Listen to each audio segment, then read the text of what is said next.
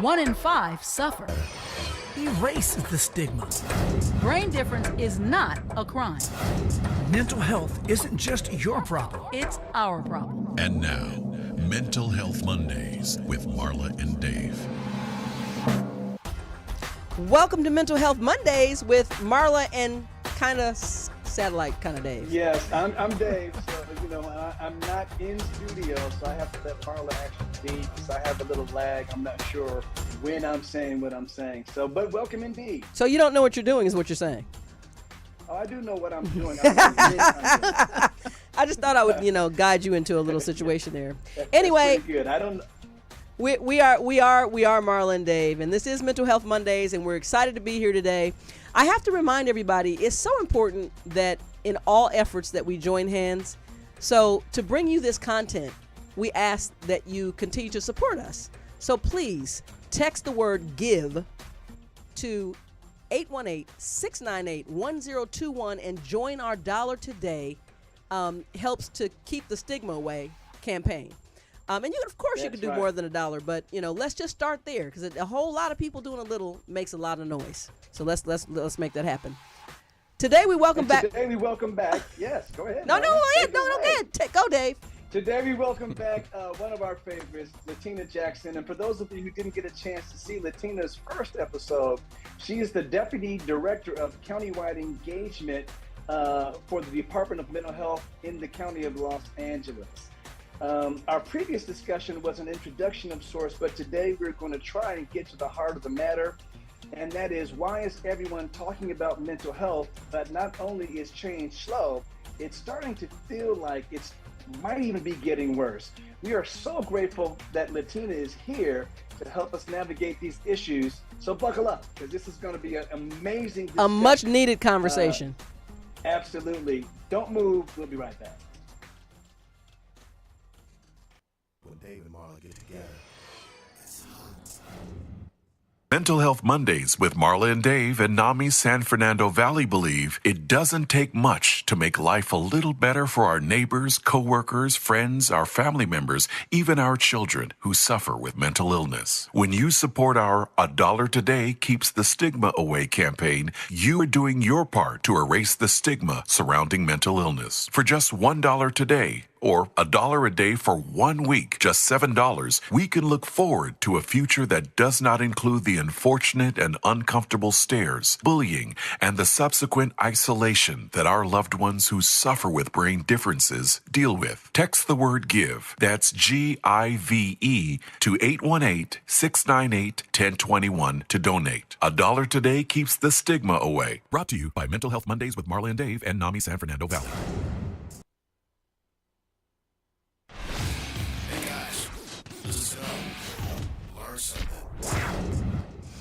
As we promised, we want to start first by just saying, LaTina, thank you for agreeing to join us again for this conversation. Well, thank you for having me. I'm so happy to be here. Thank you. And thank you, Dave, for taking time out of your next Take 6 masterpiece, maybe, or so it should be, that you joined us. The guys were saying, we're in the studio recording, and the guys were like, Dave, you can't leave. I was like, this discussion, even I can't miss this one. So it's extremely important to me. And like Marla said, LaTina, thank you so much. We value not only your opinion, but your expertise in this area. And we appreciate you taking the time we know has to be a very busy schedule to spend some time with us today. Yeah, I'm happy to be here. All right, I'm jumping right in. Sure. The history that we know about, which I have to say these things in this way because they're things that give understanding, which is my whole goal with discussing anything mental health, is to educate a truth that will give way to change, right? So several years ago, and I believe, what is it, Dave, it was the 80s or 90s? It's the 80s. Yeah, it was during the Ronald Reagan administration, right. I do believe. LaTina would probably have greater detail, but I believe it was in the 80s during Ronald Reagan's administration that they shut down all the mental institutions. Most of them, I would say. Yeah. Go ahead, Dave. No, I was saying that we've all seen the old movies where, you have these big mental health institutions, everybody's in white jumpsuits and super heavily medicated, and everybody's afraid of the guards, and things are looking pretty scary and ominous. And so I can understand why, with that imagery, that people seem to be locked away for lifetimes. Yes. They would be in there. They would, once they asylums. got in there, Yes. they never got out. And I understand that needed to change, but it seems like we shifted so far to the other side that, what can we do? Right. And therein lies the problem. All right. So many years ago, right, in 67, I believe it was 1967, the Lanterman-Petra Short Act was passed, which moved from this period where you could institutionalize someone indefinitely, in perpetuity, to having this opportunity to put someone, what we now know is a 5150, right? You put them on a 5150. It's an opportunity to observe them for psychiatric illness and to try to stabilize that illness. And you can extend that by 14 days. You know, 21, 14, right, exactly. Right? Yeah. And then, proceed with conservatorship, which is kind of the standard for long-term psychiatric hospitalization if needed. But that people had due process in hospitalization, which was needed because people were hospitalized against their will. Right. People were medicated against their will, and abuses took place. Lots of abuses took place. And the other really salient piece is that medications were available for the first time, right? So you had antipsychotic medications coming on board, and people could actually thrive in community, live in community if they were medicated, and there was no need to lock people in institutions anymore. So, Reagan did push, as we know, to close the state hospitals in the state of California, those institutions that were run by the state. And slowly, as you were saying, Dave, like in the 80s, we started seeing slowly but surely one after the other closing down. Because some of them were still, as I spoke before, some of them still around when I was a kid. Yeah, right? Camarillo was one that was last to go. Yeah, one of the last to go. And so what we didn't have, the promise was we're going to close down those hospitals and we're going to put an investment in the community so people have community care.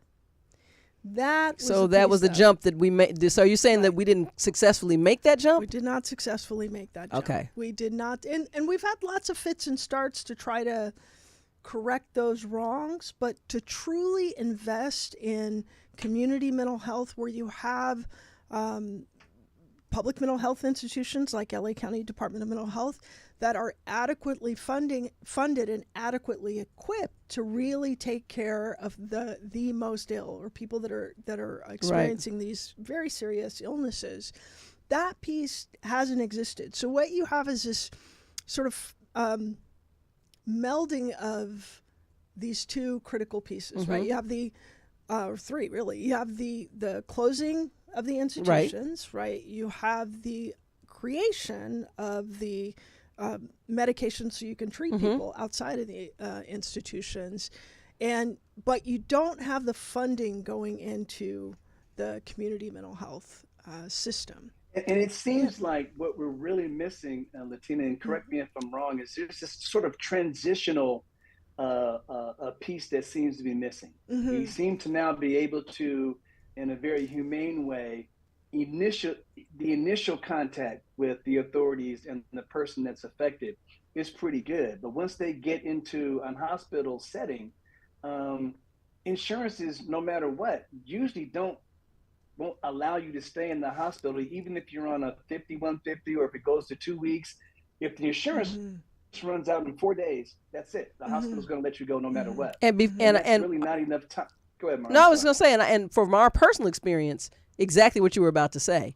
We have personally experienced the fact that that's not the order was for 14 days because based on 2 psychiatrists evaluating, that's what it was going to take during that time. And I need to explain to everybody why that time period is so important, because when you have those types of brain differences, at that point it's involuntary. The treatment it becomes other than that, you have to get the person who's affected to agree.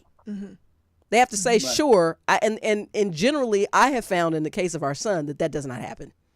So I just want people to know what the use of the 5150 and the 5152 have been.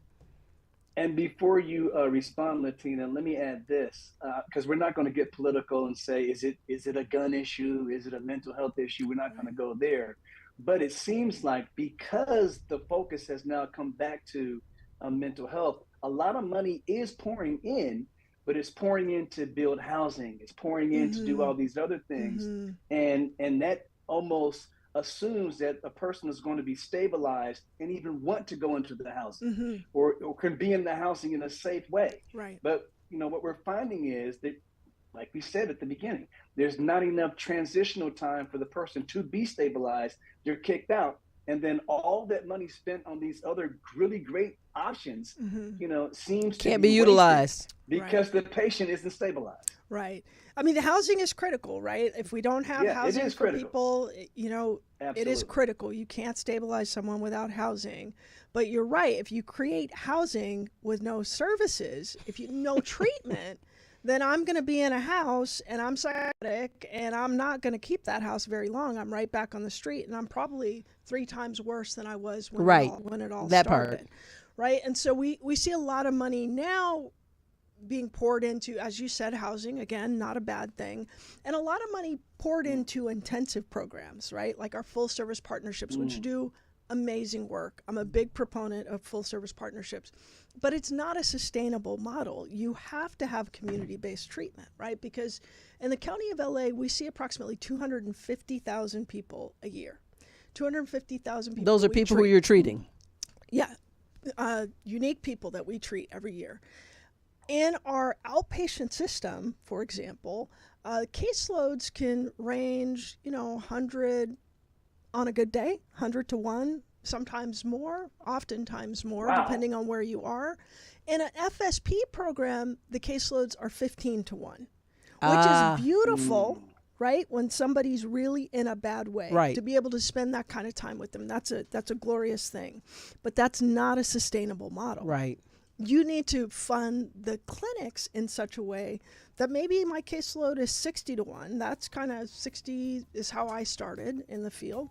And that afforded me the opportunity to leave the clinic. If my client didn't show up and they've missed 2 appointments, I could get in my car and go see the person. Wow. Right? So it was a lot more personally directed at that point. Right. Hold that thought. We're going to be right back with more conversation with LaTina Jackson as soon as we come back from this break. Stay tuned. It's time for the Mental Health Minute with Marla and Dave. Dave, why don't you start us off? What is an anxiety disorder? Well, it's a chronic condition characterized by an excessive and persistent sense of apprehension with physical symptoms such as sweating, palpitations, and feelings of stress. People with anxiety disorders respond to certain objects or situations with fear and dread. According to mentalhealth.gov, an anxiety disorder is diagnosed if a person has an inappropriate response to a situation, cannot control the response, or has an altered way of life due to anxiety.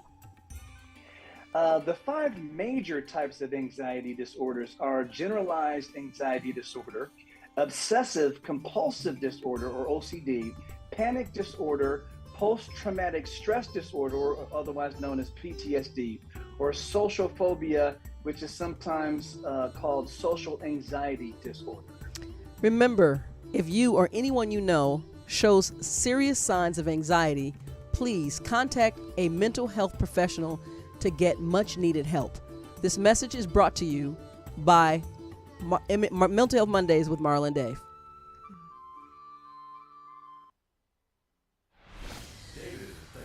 I never do anything without thinking about it first. Marla is a feeler. I basically live my personality on my skin. But when Marla and Dave get together, it's like a match dancing with a firecracker. By the way, I'm taking over that saying, I'm the match and the firecracker. So go ahead. Dave, you just said anyway, so Latina, speaking of anxiety, the pandemic caused a lot of stress. And now we're into another sort of cycle where a lot of those pandemic-related assistance programs are starting to come to an end. Now people are starting to feel more financial stress as well. All that being said, right now it seems like we have an SSI system or supplemental income system that's provided by the state that doesn't really seem to be enough to, especially in places like New York City or Los Angeles, where the cost of living is so high that SSI money that is available every month It's not cannot even possibly manage come the even care. close to cover decent living or Care, much less being right. able to get good food and everything else. And so that stress is just going to continue to get worse and worse, leading to even more people needing these programs that you've been talking about. Yeah, I'm so glad that you brought that up, because back to the housing piece, one of the good housing resources that we've had over the years for people that are, dealing with some of these brain differences are our residential care programs. And these are, sometimes bigger places, sometimes mom and pops, that set up, and they provide care and supervision, medication, and oftentimes some group treatment, etc. They are like going away the way of the dinosaur right now because of the SSI rate, which in California, I don't know about New York, but in California is roughly $35 a day, which works out to about $1,100 a month to provide care and supervision, room and board, food, laundry, food, entertainment, like you name it, for $1,100 a month for someone who's really dealing with a serious brain illness. And it is not, like we just talked about, not a sustainable model at all. But the interesting part, and we talk about, parity again, right, with making sure that all these illnesses are treated equally.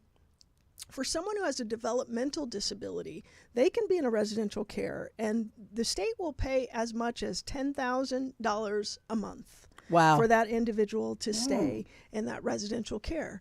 But for how long? How long will they do that? For life. Indefinitely. So, yes, okay, so now let's just jump right to it. Why?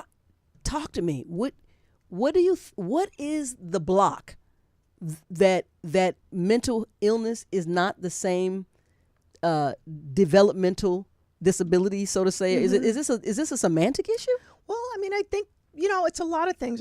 I definitely think stigma is at play, right? That a lot of times people that are having brain differences, that whether it's depression or schizophrenia or what, that it's seen as a character flaw. There's something wrong with those individuals, as opposed to seeing it as what it is, right? Like it's an organ that's affected, and it's an organ that needs treatment and support. So yeah, I think there are a lot of factors at play, but something I think we should all be advocating for is parity in the law with the state and with the federal government around the payments that we give for people with brain illnesses in the same way that we give for people with Now, that's the next thing I was about to ask you right quick. Do you think that it's a far-fetched possibility that we could have a federal uniformity when it comes to mental illness, meaning, like, in other words, all states are separate in how we're dealing with this,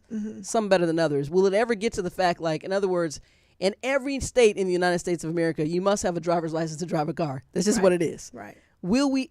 Is that even something that we should, or should we just stay focused on my state, my needs? This is us. I need to deal with California. No. Or will it cross lines? We have to make it cross lines. We have to work together to make it cross lines. It's a travesty that every place is treated differently, right? Like even. As I talked before, I think in LA County, we do amazing things in this space. Is it funded adequately? Absolutely not. Could we do more? Absolutely. And are there other things that we could do at a federal level? Absolutely. Even talking about, as you were talking about the 14-day hold versus the 3-day hold, right? One of the things that just drives me insane, and I understand it's a civil liberties issue, but it is also something to think about, is one of the symptoms of these illnesses is that you don't believe that you have the illness. right? That is a symptom of the illness. In the same way Church. that if you broke your leg, I'd be looking for a fracture. I'd take an X-ray and I'd look for a fracture. You see, it's broken. Right. Yeah. So the same way, diagnostically, if I'm interviewing a patient, I am checking to see, do you have insight about what's going on? Do you understand what's going on? And that is a symptom. So how we base keeping someone in a hospital upon the fact that they say, I'm good, makes absolutely Okay, let me take you, no and sense. I've been saying this all over the place for now a decade. When you come to my home and I have a history that I can reasonably and proof to share that about my child's, he's still in my care, and I can show a history of hospitalizations, history of diagnosis, and you're asking him questions that you literally ask somebody who has a concussion on a football field, and I'm literally sitting in my living room like, is this even happening? As if they're in a standing eight what count. day? What's the date? You know, do you know who the president is? And I'm like, he's not stupid. Right. He's literally, he's not. He didn't just get hit in the head. This is, and I can't, and I sit there and I'm like, sir, with all due respect, like, because you know, and at one point, a couple times he's almost gotten us arrested or put in custody because he was smart enough to say we're the issue. You're perpetrating this, right? Exactly. So I'm just saying that one of the things I think that is definitely going to help us, and I was talking about this with a bill that I want to introduce called the 3Ds, that when you're dealing with these types of things, you got to begin to look at caregivers as first responders. I'm a first responder. I'm the first person that's credible on any scene with my actual loved one who is affected. Right. Well, the law does require me to consider input from family. It does require. Now, whether or not that always happens is a whole nother question, right? But the law does require me to consider history and input from family. Right. It does. Latina, you said something that was really scary before we went to the last break, and that seemed to imply that, you know, credible, quality caretakers and professional physicians and things of that nature, because of the lack of federal funding, can't really seem to make the money that they would make. And so they just go on and they leave the profession. First of all, that's a scary thing. The second thing I want you to address is, you know, as long as we've been dealing with this issue with our son, I mean, we've been fighting to get that full service partnership program. And it seems like, you know, you have to have X amount of hospitalizations. And we talked about this last time, except when someone's dealing with a severe mental illness like schizophrenia based family of issues and clusters. The issue is that the very first one can lead to somebody losing their life. It might not be 15 hospitalizations down the road, right? Hospitalizations, and then okay, now it's serious. That very first one, somebody could die. Right. And again, back to what we talked about, like what we fund, I think what we fund nationwide is fires instead of funding community. We wait till the house is burning down and then we say, let's throw, and there's a need for it. I'm not saying that there isn't a need for it. But you're not addressing the root is what you're saying. We need to address the root and we need to keep people in community. So doesn't it make sense that you would pour money into the community mental health so that you don't have to have so many, you know, fire squadrons? Okay, right? Hold that thought. We're not going to end this live today without finding out what action we can all take to whether it's petitioning, marching, sleeping on the steps. Tell me where to be. I'll be right back.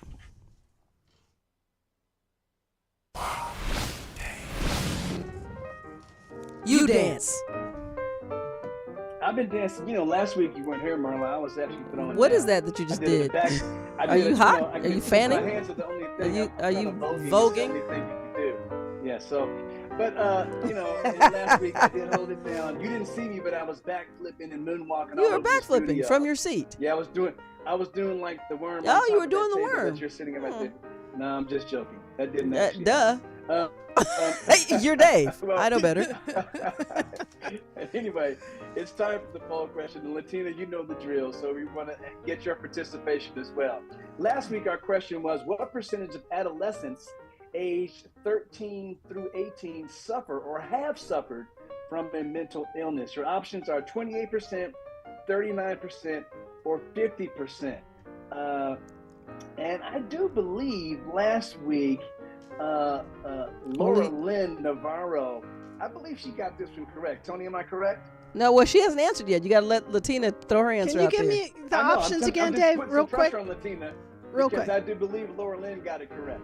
Don't pressure her. You're not even here. 28%, 39%, or 50%. And that's what percentage of adolescents aged 13 to 18? I would say 50%, since we know suicide is, I think, the second leading cause of death for young Dave, people. should I shame No, you you on are behalf the of us director. both? Am I wrong? You're right. No, We're shaming Dave. You're absolutely We're correct. shaming Dave for No, trying I'm to. not shaming Dave. You tried to peer pressure her. You acted like my girl wasn't gonna have the answers, and she slammed you down. No, we're trying to I believe my last guest had it right. Okay, well, so does stressful today's music. guest. All right.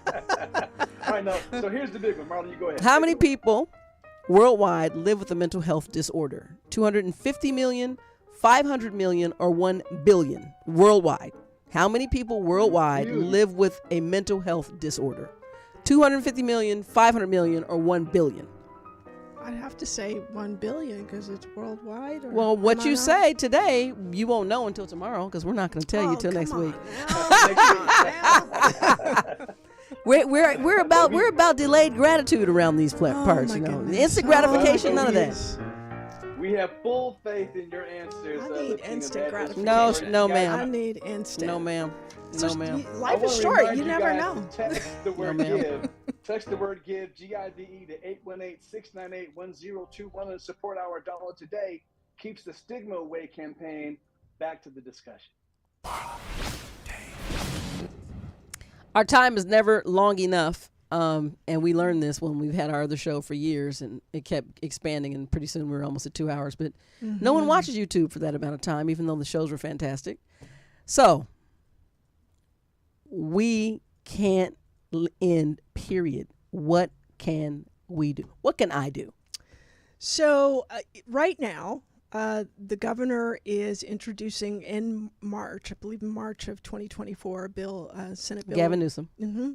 236, which will transform the Mental Health Services Act to take some of that money to pay for housing. I think it's 30% housing, and 30% intensive FSP services, and then some prevention and early intervention. I think is like 20%, and then everything else. And again, remember, the everything else is where we need to go. Community. Right? It's community. So we're talking about maybe 15% or so of what we have now going to Towards community service. We already don't have enough. Right. Don't have enough. Currently, 32% of our funding every year goes to our outpatient services, and we're talking about reducing it to 15%. The good thing I will say is that the governor is in talks with us. Yeah. He is having conversations. He's listening, as well as our Secretary of Health and Human Services in the state of California. I would say call them, let them know where we need funding is not just in the fire, but in the community. And you can't build housing without the services. Right. So you can build apartment buildings all day, every day, but if you don't have services attached to them. So we're calling the office, we're calling the governor, and we're also calling, there was you named some, Health and another Human Services. Yes, the Secretary of Health and Human Secretary of Services. Health and Human Services for the state of California. And it's in Mental Health Services Act needs to be revamped. I think we all agree Right. about having more flexibility there. And again, happy that the governor's at the table, happy the secretary's at the table. And I this think has got to community translate. voices need to be heard Absolutely. as well. Absolutely. This has got to, and this is, and what I say all the time is the lesson I learned, and the reason that I'll never give up this fight is because I would have never understood the chasm of separation here had it not fallen into my family. And even still, as dire as we feel, I still feel that we're in a group of being somewhat blessed, because at least I had direction and resource from my mom, who ran the VA, who was a psychiatric nurse. There are some people who don't even have the answers yet. They're in the fire with no extinguisher, with no possibility. Answer, they don't even know the right question. That's what I'm saying. It's literally just like, I'm not even really sure. I know this is a mess, but I'm not even sure how to even identify the mess to be able to fix the mess.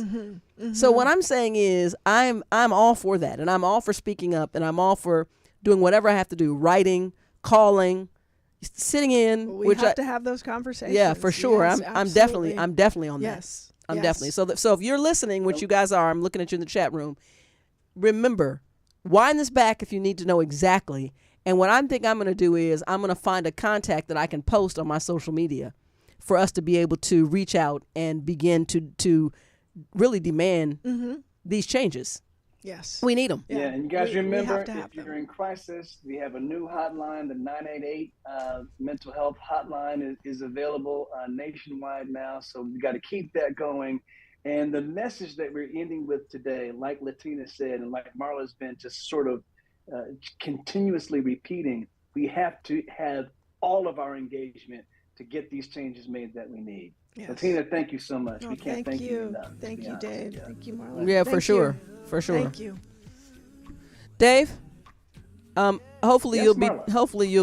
there'll be a little liner note, and you'll be dedicating some of this Grammy award-winning music to LaTina Jackson right in the corner.